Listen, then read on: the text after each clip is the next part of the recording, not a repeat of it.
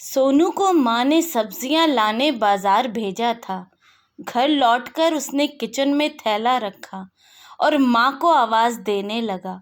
माँ उसके छोटे भाई को कमरे में बैठाकर होमवर्क करा रही थी। सोनू 12 साल का था और उसका छोटा भाई बंटी 5 साल का।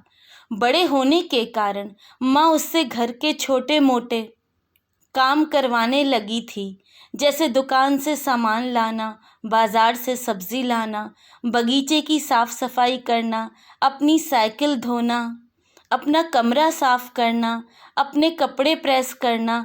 सोनू काम तो करता, लेकिन उसके मन में हमेशा रहता कि मुझे इतना काम करना पड़ता है और इसके बदले मुझे कुछ भी नहीं मिलता।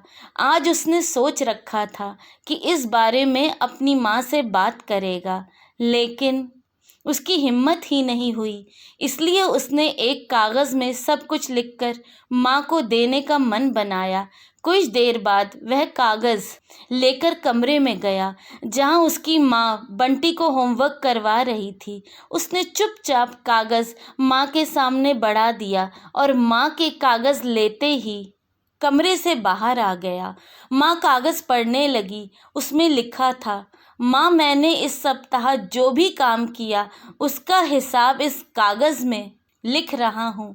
बाज़ार से सब्ज़ी लाने के 50 रुपये, बगीचे की सफाई के 20 रुपये, कपड़े प्रेस करने के 10 रुपये, साइकिल धोने के 5 रुपये, अलमारी सेट करने के 5 रुपये, कुल हिसाब 90 रुपये। माँ, मुझे इन कामों के जो भी पैसे बने हैं वो पॉकेट मनी के रूप में चाहिए।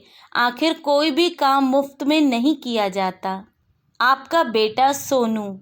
माँ बेटे का मैसेज पढ़कर मुस्कुराई, फिर एक कागज़ पर कुछ लिखने लगी। कुछ देर बाद वो आंगन में गई जहाँ झूले पर सोनू बैठा हुआ था। माँ ने कागज़ उसके आगे बढ़ा दिया। सोनू ने कागज़ लिया और पढ़ने लगा। कागज़ में लिखा था, बेटा, तुमने अपना हिसाब दिया, अब मेरी बारी है। ये मेरा हिसाब। 9 महीने मैंने तुम्हें अपनी कोख में रखा, उसकी कीमत कुछ नहीं। तुम छोटे थे तब तुम्हारा ख्याल रखने की कीमत कुछ नहीं। तुम्हारे बीमार पड़ने पर रात रात भर जागकर तुम्हारी तीमारदारी करने की कीमत कुछ नहीं।